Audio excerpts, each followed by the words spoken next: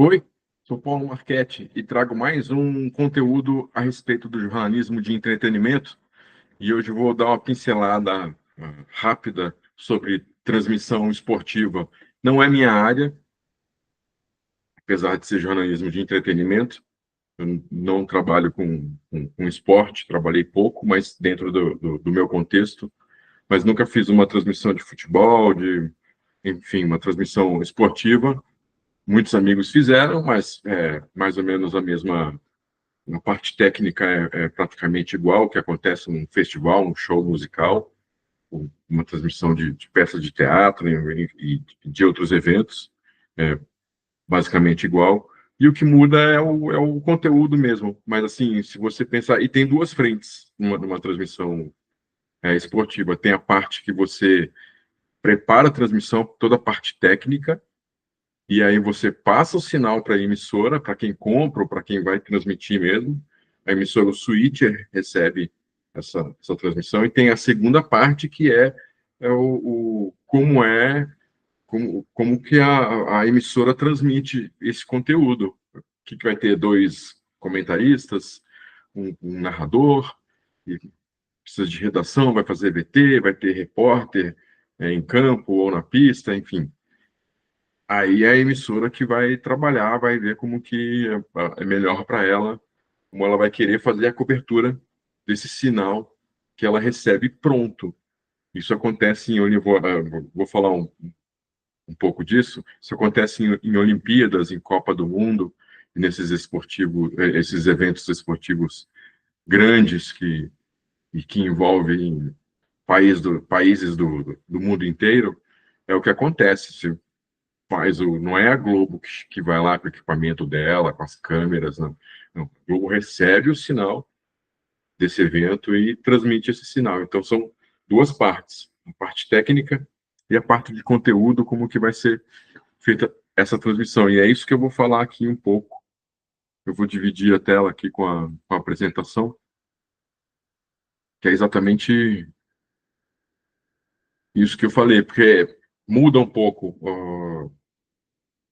o jeito. O futebol, por exemplo, cada emissora, ao contrário do que eu falei agora, quando é futebol, cada emissora tem o seu aparato técnico para fazer a transmissão. Se a emissora não tem, ela contrata uma produtora que tem toda essa parte técnica, terceiriza a unidade móvel de vídeo, de áudio, as câmeras, equipamento, terceiriza tudo. Mas quando, por exemplo, é uma Globo, uma Band, esses grupos grandes, eles têm esses grupos têm todo o aparato para fazer a transmissão. Então, você chega num, num estádio para assistir o jogo, você vê várias UMs estacionadas, de várias emissoras, a UM de áudio, a UM de vídeo, e vai da capacidade de cada UM de cada emissora. Tem emissora que trabalha com 10 câmeras, tem emissora que trabalha com 18 câmeras, tem campeonato que não sei dizer se é o brasileiro, se é cada regional que dá o sinal, a própria federação que faz toda a parte técnica e oferece a transmissão, como acontece, eu falei agora, nas Olimpíadas e tal, Fórmula 1, que a federação faz todo o aparato técnico e cede o sinal para as emissoras que contrataram enfim, assinaram para transmitir o campeonato.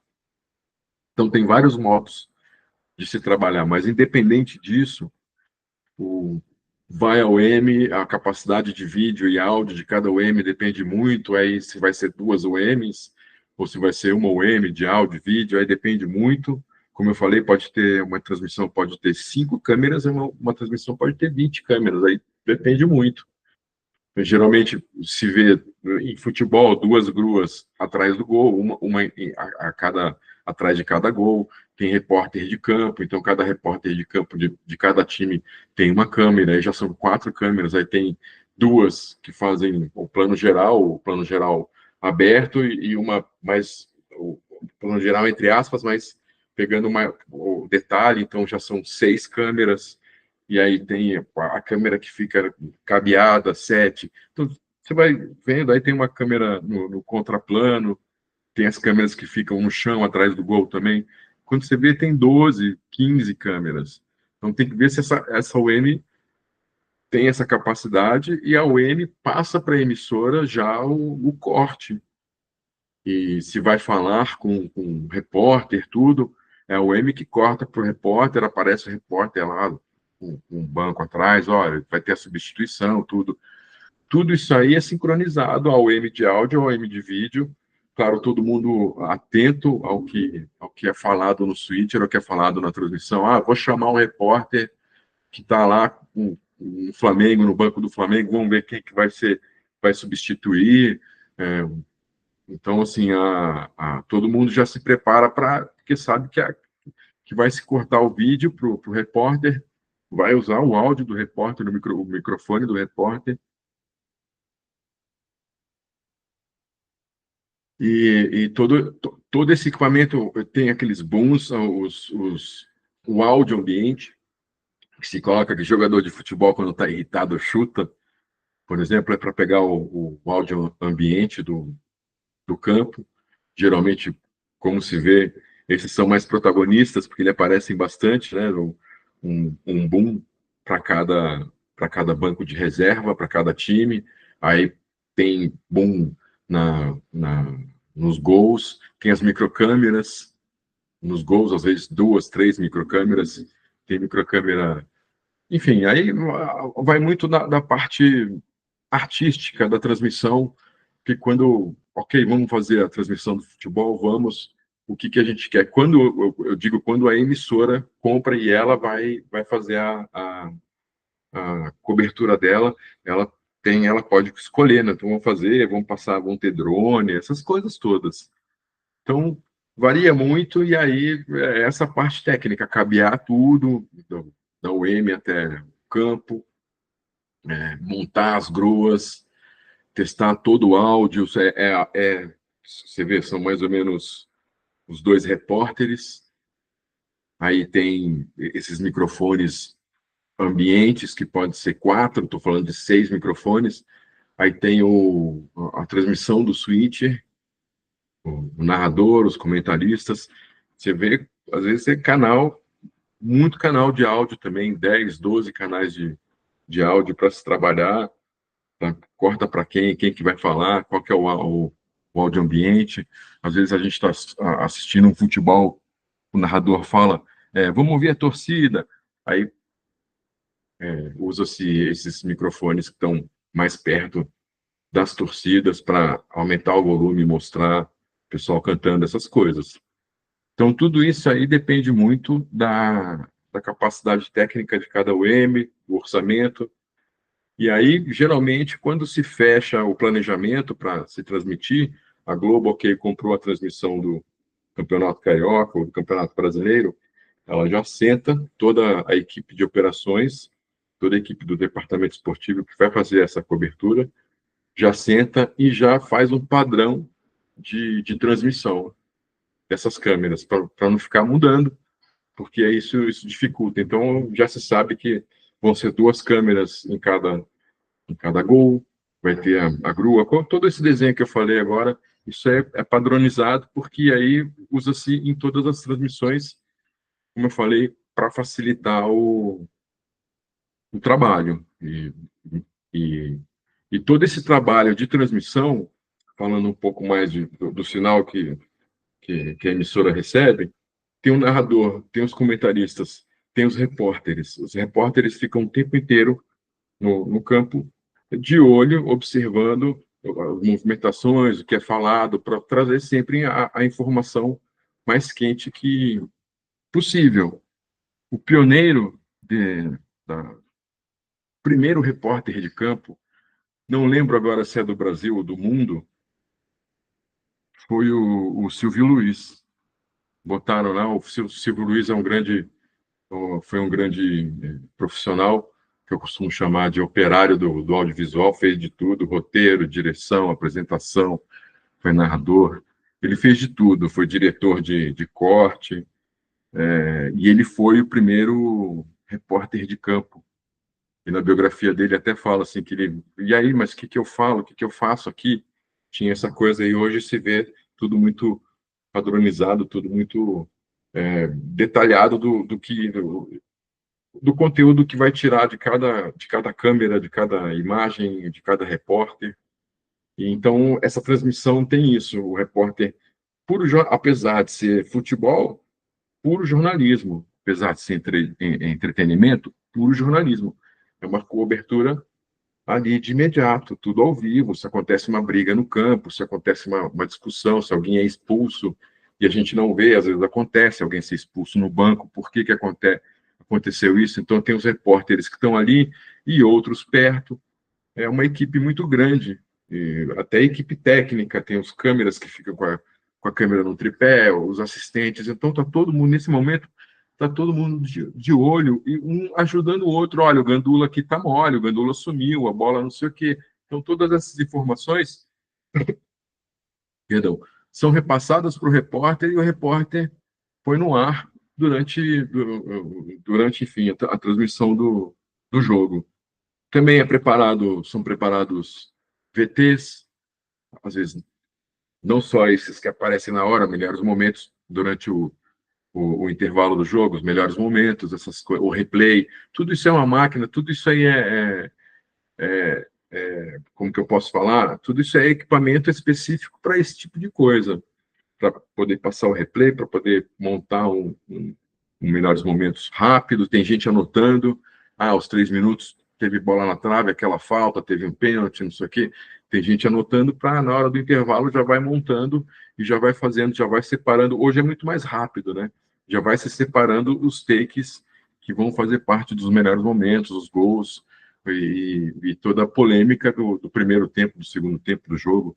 Enfim, toda essa movimentação, ela está presente tanto dentro do estádio quanto dentro da emissora, com a equipe que está ali correndo, os redatores, direção, produção, está todo mundo atento. Produção, inclusive, é bom ter falado, a produção cuida também de toda a autorização de quem vai para o campo, de quem vai fazer a transmissão, porque às vezes o crachá do diretor de imagem não é o crachá ele não tem acesso, por exemplo, o diretor de imagem ao campo. Então, os crachás mudam, o acesso muda, a cor, então, enfim.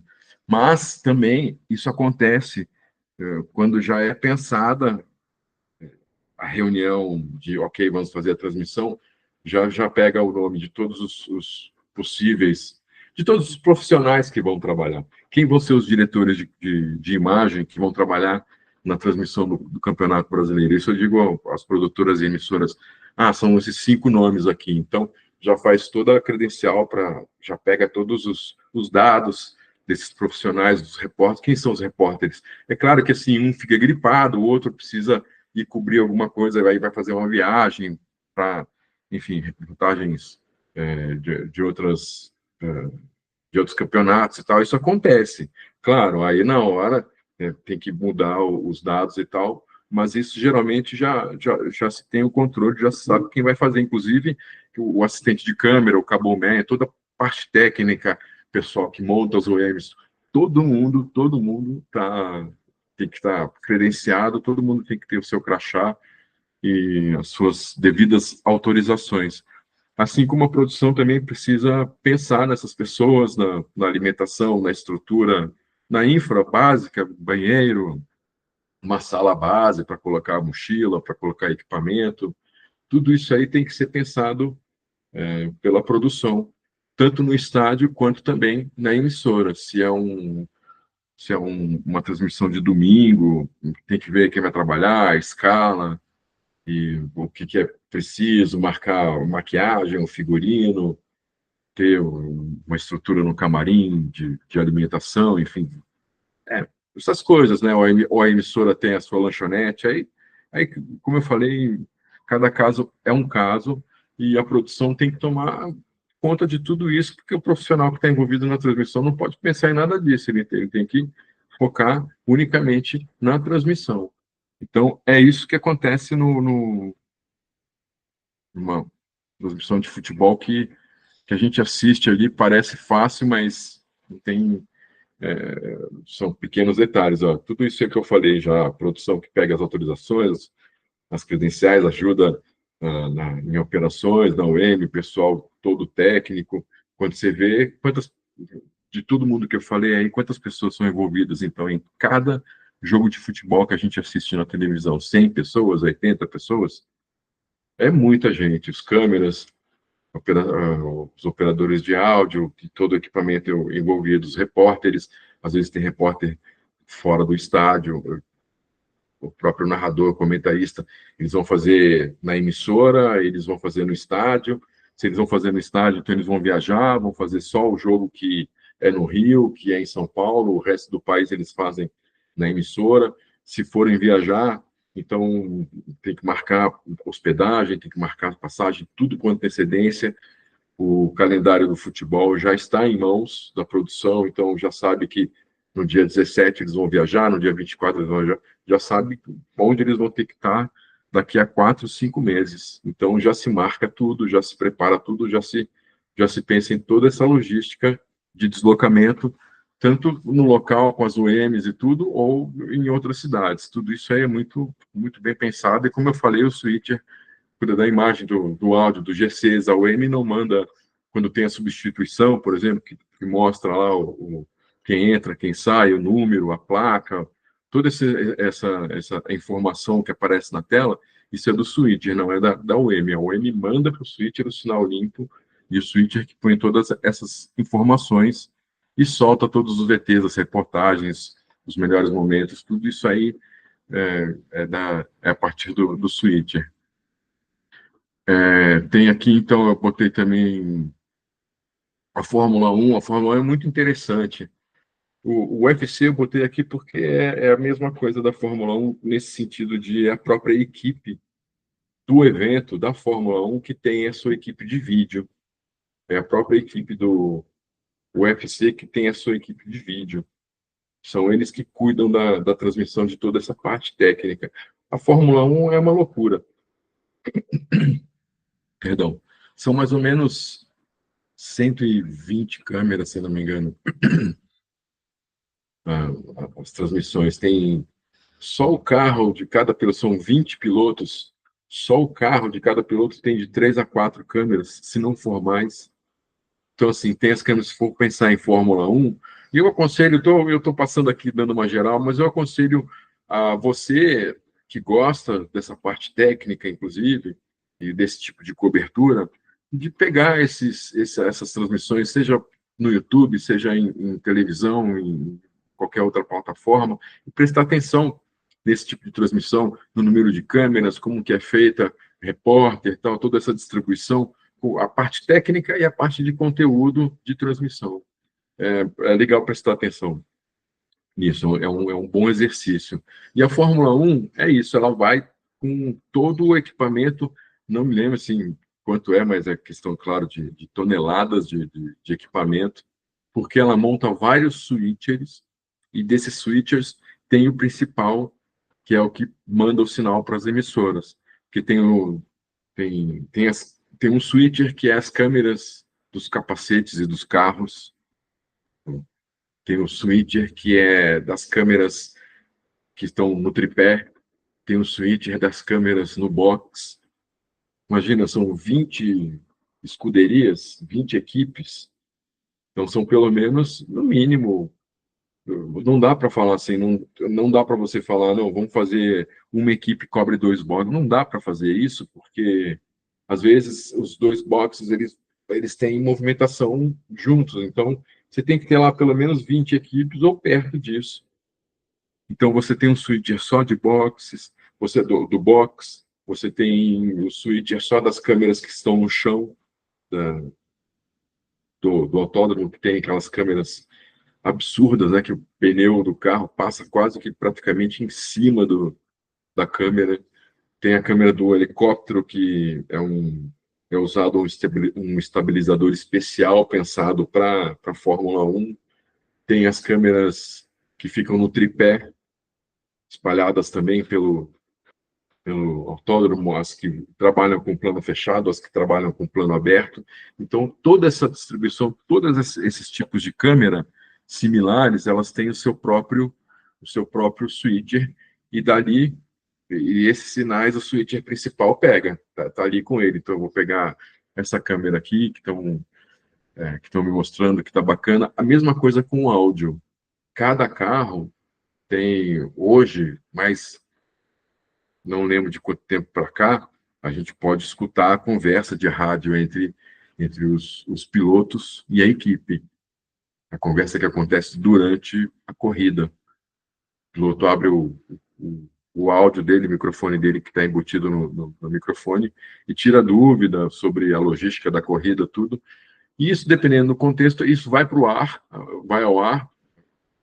E aí tem também o switcher que toma conta desses áudios todos, desses microfones todos.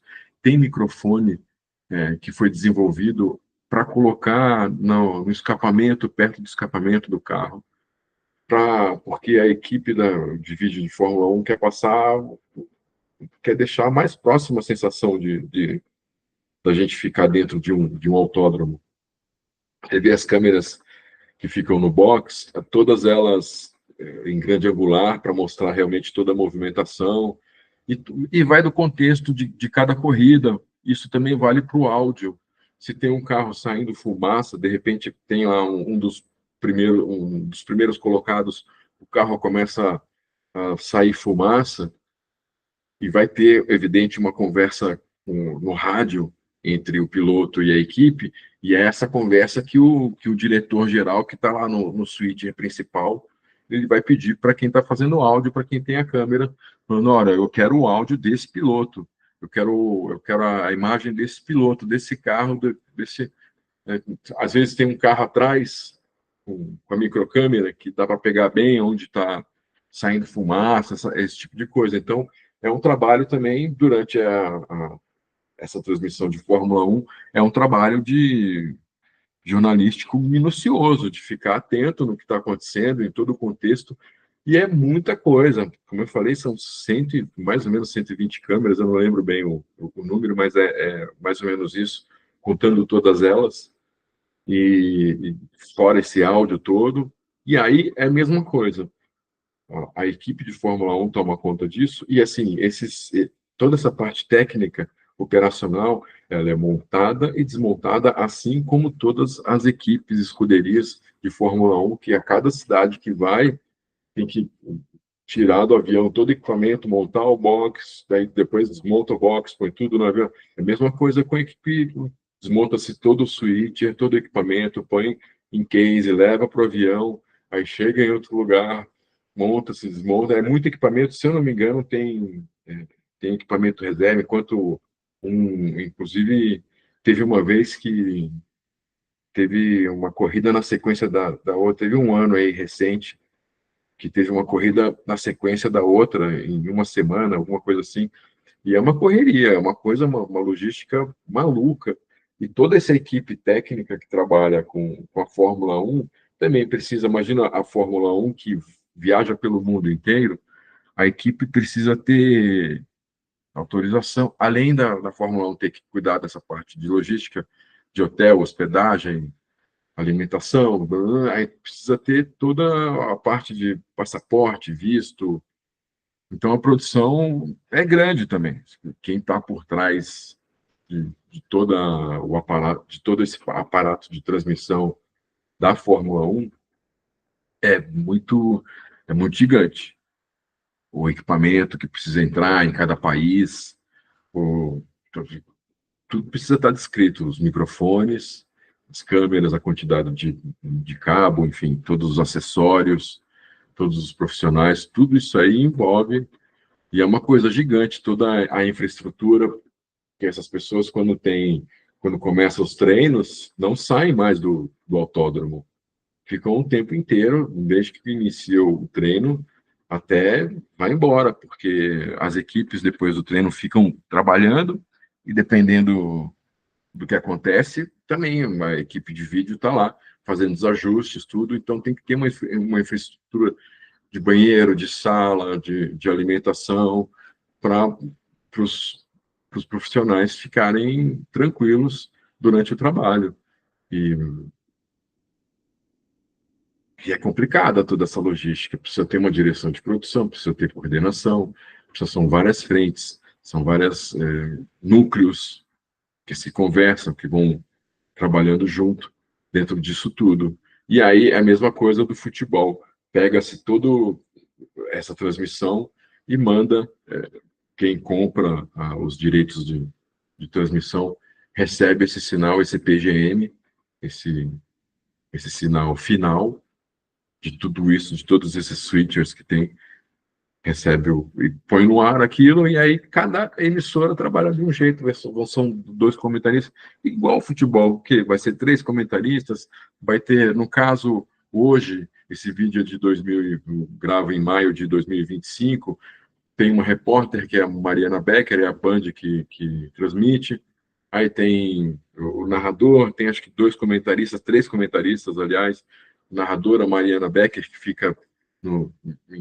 fica no chão, fica fazendo a cobertura direta, fazendo as entrevistas e de olho no boxe, em toda a movimentação, não só na pré-corrida, também durante a corrida e na pós-corrida, ela faz toda essa cobertura, que também precisa ficar muito atenta a tudo isso. A Mariana, ela trabalha há muitos anos na Fórmula 1, então ela tem um bom relacionamento com todas as escuderias, com diversos profissionais, mesmo ela sendo uma brasileira, ela é muito respeitada por, pelos profissionais e pilotos de todo o país, porque todo mundo conhece o trabalho dela, todo mundo a vê sempre ali transitando entre...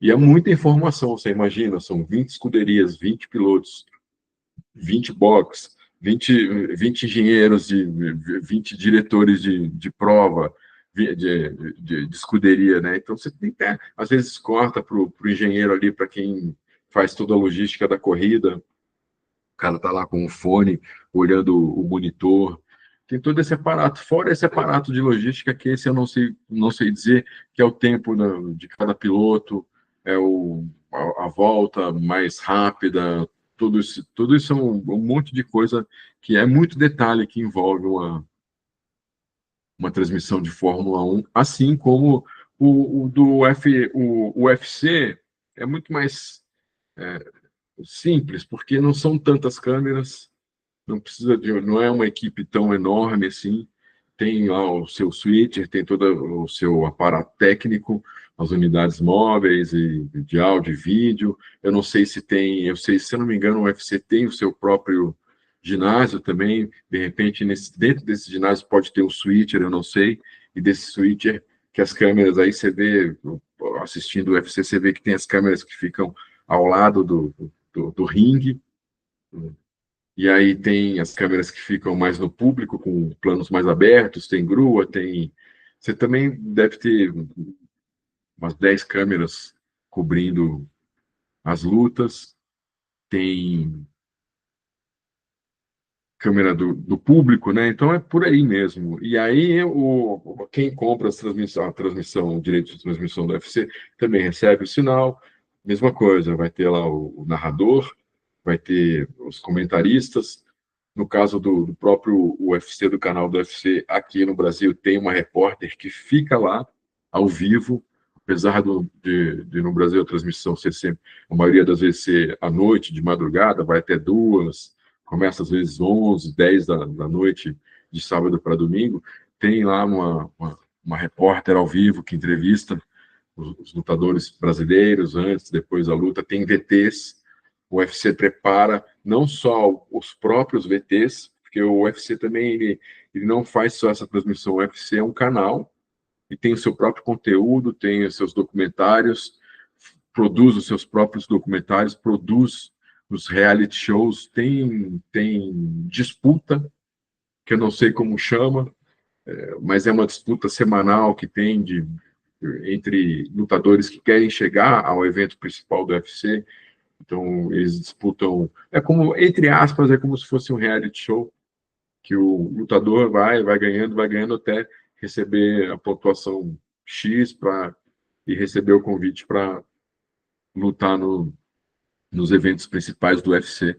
Então, o UFC ele produz também o seu próprio conteúdo, além das transmissões todas, independente do país que for, porque também viaja para a Austrália, para o México, Brasil, os Estados Unidos mesmo, às vezes é tem, se eu não me engano, a sede em Las Vegas, mas acontece lutas em Los Angeles, em Nova York, enfim, quem compra, quem contrata, leva-se que nem a Fórmula 1, fechou o contrato, se a FIA fecha contrato com tal país, entra em circuito e todo esse circo da Fórmula 1 também passa aí para esse país. É a mesma coisa que acontece com o UFC.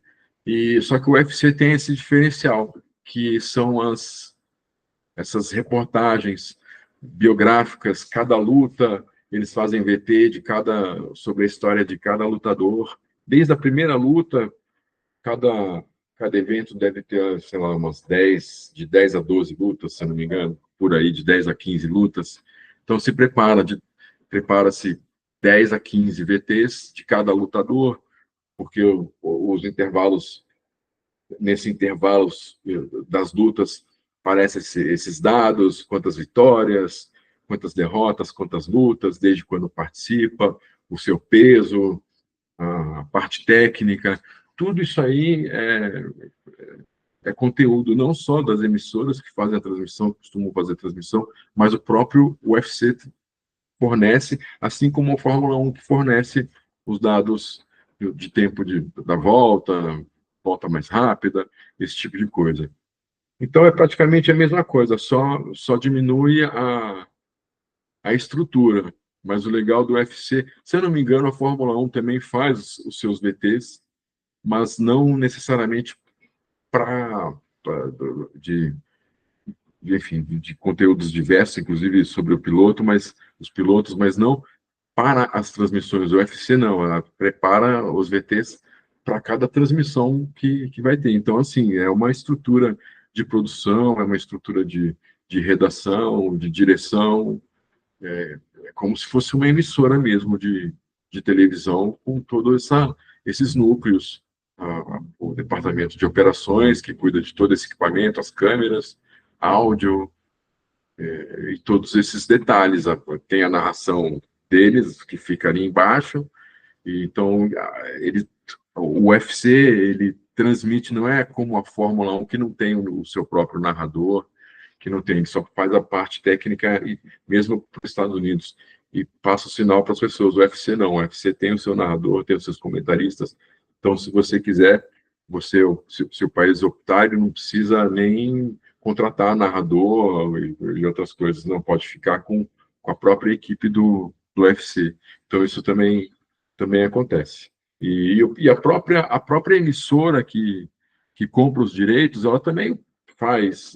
Não é o caso do canal do UFC aqui no Brasil, mas ela pode fazer, está livre para fazer outros VTs, outros conteúdos para se mostrar durante a transmissão. No caso das Olimpíadas e da Copa do Mundo de futebol, a coisa é gigante. A produção é a mesma coisa, cuida de autorizações e credenciais, e hospedagem, logística, alimentação, transporte. A diferença entre Olimpíadas e Copa é que a Olimpíadas ela acontece em uma cidade, em vários pontos da mesma cidade. Copa do Mundo não, ela acontece no país e em cidades diferentes. Então a logística muda e, e mesmo assim o aparato técnico é gigante. Imagina em uma Olimpíadas que acontece, está acontecendo as provas de atletismo, aí tem a ginástica, aí tem o futebol, aí tem o hóquei, tem o vôlei, tem a natação, tem a corrida, enfim, a marcha atlética, e, putz, acontece tudo ao mesmo tempo dentro da cidade, às vezes, claro, em lugares mais distantes, mas o que acontece, geral, o que acontece nessas transmissões é que em cada lugar, em cada estádio, ginásio e tal, tem a sua OM, o seu equipamento técnico, as câmeras, o seu sinal, que é transmitido por uma central de transmissão, e dessa central de transmissão que passa para os países interessados. A Globo no Brasil comprou o direito das Olimpíadas. Então é dessa central que sai, ela quer o vôlei masculino. Então nessa central vem o sinal do vôlei masculino, de todas essas modalidades que eu falei, o judô, enfim, o taekwondo, todos os esportes que acontece seja numa Olimpíadas normal, Olimpíadas de inverno, o aparato técnico é a mesma coisa. Então, todos eles vêm para uma central, duas, aí eu já não sei dizer, mas tem que ter uma capacidade de receber todo esse sinal para poder enviá-lo para os países interessados e naquelas modalidades, naquele momento, naqueles jogos. E aí, mesma coisa, a equipe recebe aqui, aí depende muito, geralmente quem paga os direitos de transmissão monta seu aparato no local, na cidade, como é o caso também na Copa do Mundo. No meu caso da Globo, por exemplo, vai todo mundo para a Copa, vai todo mundo para as Olimpíadas, fica lá, toda uma equipe hospedada e tem a central, as, quem faz a organização das Olimpíadas e quem faz a organização da Copa precisa fornecer toda a infraestrutura para os jornalistas de sinal de internet, de computador, de impressora, para poder se comunicar, ou minimamente as cabines dentro dos estádios, elas precisam estar prontas com aparato, com monitor. É a organização que fornece tudo isso. O jornalista e a equipe só chega lá e abre o computador. Ó, isso aqui é a baia da Globo, isso aqui é a baia do SBT, essa aqui é a baia da TV Cultura, isso aqui é a baia da Band. Então, chega lá toda a equipe, toma conta, liga computador, tudo. Ah, isso aqui no estádio, aqui é onde vai ficar a rádio tal, a rádio X. Tá tudo combinado, então beleza. Então, assim, Copa do Mundo, por exemplo, que, que acontece, você está numa cidade como a do Brasil, por exemplo, teve a Copa do Mundo aqui, tinha estádio no Rio, tinha estádio em Brasília. Então, quantos jogos tem em Brasília? 3 jogos, é um estádio lá, o Mané Garrincha. Então, a equipe já sabe que vai usar sempre aquela mesma baia ali, aquele mesmo lugar no estádio. Não é quem chega primeiro pega o lugar, não, já está combinado, é aquele lugar. Então, a organização desses eventos precisa já definir tudo isso. É muito complicado, é muita coisa. Você imagina a imprensa do mundo inteiro atrás do seu crachá, atrás das autorizações, atrás do seu aparato técnico. É muita coisa, é muito trabalho, é muita produção envolvida, é muito equipamento técnico. E aí também, cada emissora que recebe os direitos, que tem os direitos, vai fazer do seu jeito as reportagens, os VTs biográficos que quer, dos atletas, dos times. Aí trabalha-se, cada um trabalha diferente, é um super time, óbvio, são vários narradores, vários comentaristas, vários repórteres que trabalham ao mesmo tempo, aí tem aquela logística aqui, ó, durante esses 3 dias vai ser a competição durante, sei lá, em 3, 4, 5 dias vai acontecer a ginástica olímpica, aí termina. Depois terminou essa ginástica olímpica, tudo é desmontado e vai ter outra modalidade lá. Então pega-se todo aquele equipamento e monta-se em outro local. Então tem toda uma logística também de equipamento, de operações, de UM, de sinal, de satélite, de recepção, de telefone. Isso é uma coisa muito gigante e todo mundo trabalhando ao mesmo tempo. E a mesma coisa, essa coisa de receber o sinal é a mesma coisa como eu falei do futebol e de outros sinais. Recebe-se aqui o sinal e a equipe trabalha, passa o narrador, o comentarista, enfim, o trabalho é praticamente a, a mesma coisa. Como eu falei, as Olimpíadas acontecem na cidade e a Copa acontece no país.